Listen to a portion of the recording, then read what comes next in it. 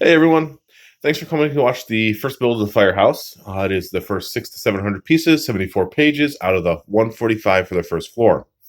First floor will be finished with the next video. This video will not be containing trivia. I'm so sorry.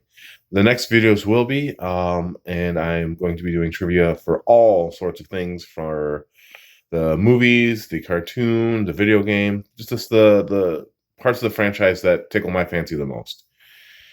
Um, but yeah, I really wanted to say thank you for coming out to watch the last video too. I wanted to say thank you again. And wow, my nephews watched it, my daughters watched it, you guys have watched it, and that means a lot to me. It really does. Thank you so much for taking your time to watch me have fun. So, yeah. Anyways, let's get to the build, huh? You guys all have a great day. Thanks for coming. Here we go. We will be giving our boys in beige a home base to work from. This will be a monster build for my second Let's Build Lego. I won't be going into too much on the trivia in this video, as I am still finding lots I want to share. We will, though, take a brief peek at this behemoth. The instructions are on a nice gloss print, and the individual pages themselves aren't on such thick cardstock as the Ecto-1, nor does it have the same amount of info or on-set pictures inside. But the instructions themselves are nice, clear, and colorful. So, I do want to briefly talk about the set itself.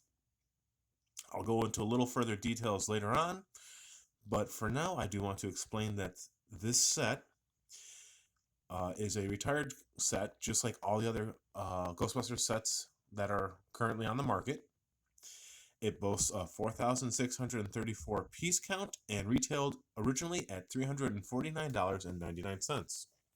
You can find it at a lesser cost, but buyer beware, as it may be missing some of the minifigures or have other loose pieces not included. These loose pieces are things like chairs and other such little fun details that are inside. Always check your description before you buy. Um, Buy cheaper, I have seen this at 150 USD, but it did not include the minifigures. So as I said, always check your descriptions before you purchase it. If you just want a nice piece to display, it is out there for display, but it is not going to have all the parts for play. For now, though, I want to get to the topic I wished to speak on, that my script is actually all about. If I told you that the story of Ghostbusters has some ties to ancient Greek literature, at least in my opinion, would you laugh? It doesn't matter. I can't hear you if you do anyway, so there, me. So let's go over the hero tropes that you often find in Greek epics. First, you have the hero who must leave the safety or comfort of a normal life, his home, or a parental embrace. Second, there must be a difficulty they must overcome to grow. Third, their characteristic flaws must be something that brings them trouble along the journey. And finally, upon overcoming all these other issues, our hero must also overcome a trial by a god to return to humanity or gift humanity in some way. As an example, briefly, Jason from the Argonauts.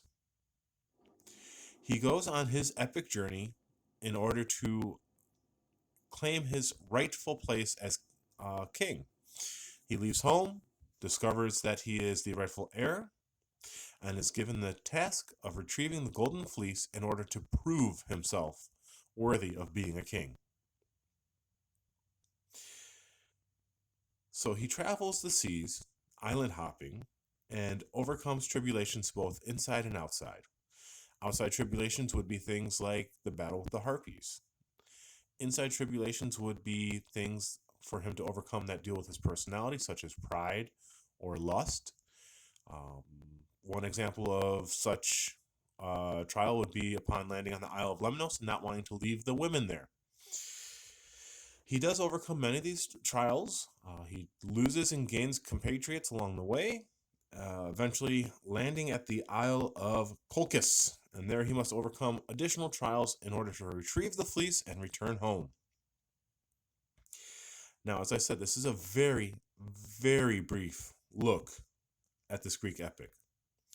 And my suggestion is, if you enjoy this tale in any form that you find it on media-wise, whether old movies, or maybe a cartoon that references it, that kind of stuff, take the time to find the classic story, which should be available for free in a lot of areas, as it is a very old story, so copyrights no longer necessarily apply, and read it.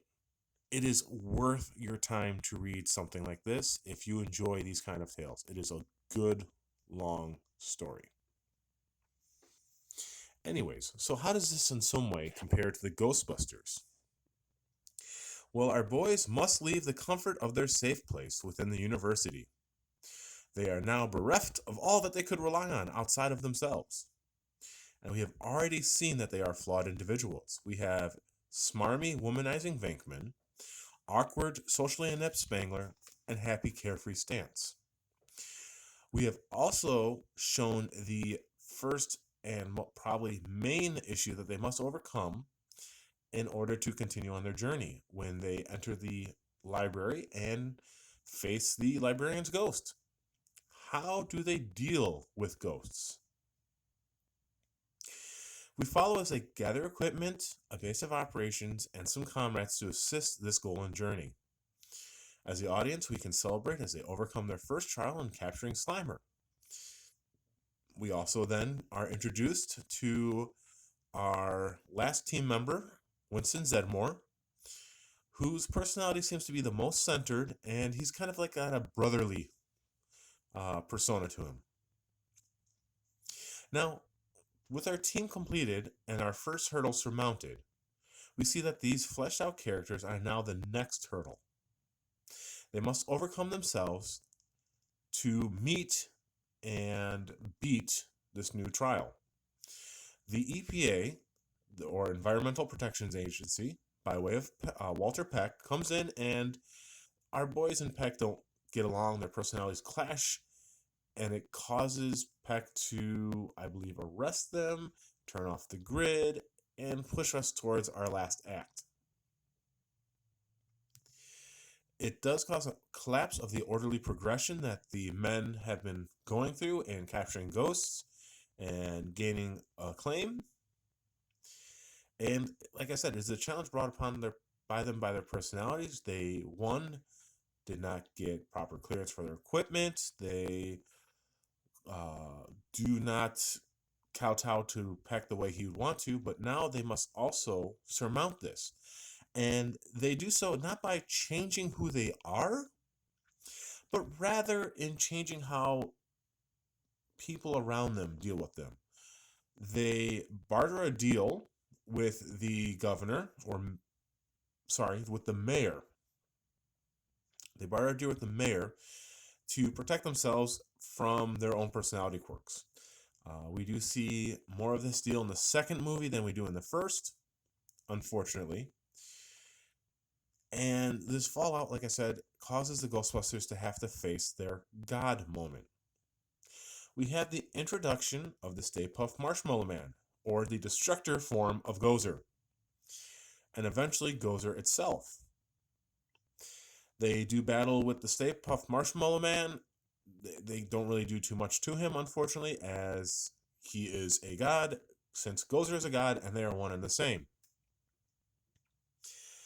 Eventually, they do end up beating Gozer. They do so in a way that I want to share some trivia about in the next video, because it's actually very interesting and deals with the effects of crossing the stream. They eke out a victory against Gozer by the slimmest margin, and this allows them their return journey. They are now allowed to return to the rest of humanity, and this victory also is their gift to humanity from the gods, in a sense. Because this victory ensures that humanity is there to return to, and that man does not have to go through a long, cold, never-ending night. It is a true hero's journey. They start off bumbling fools and end up capable and loved members of this society. You know, they go down and cheers of Ghostbusters, Ghostbusters, right? So we're actually nearing the end of our first build here. As you can see, that is actually the containment center being built up. And I have some fun trivia that deals with the video game concerning the containment center and Slimer. Anyways, I just want to take this time at the very end of my video, since my script is done, and I want to say thank you again. Please enjoy the videos. I can't wait to get the next one up. The next one is going to deal with trivia about the equipment, like their proton packs and such. If you haven't had a chance to watch the interview I mentioned in the last video, go to the last video, check the links, and watch the interview with the gentleman who did develop and put out the proton packs for the movies. Like I said, it was a 2-week time period that he did that in, along with a bunch of other stuff. The dude is hilarious. Watch that video. All right, so we're going to end our first build, and we'll return. Come back next time. Thanks for watching.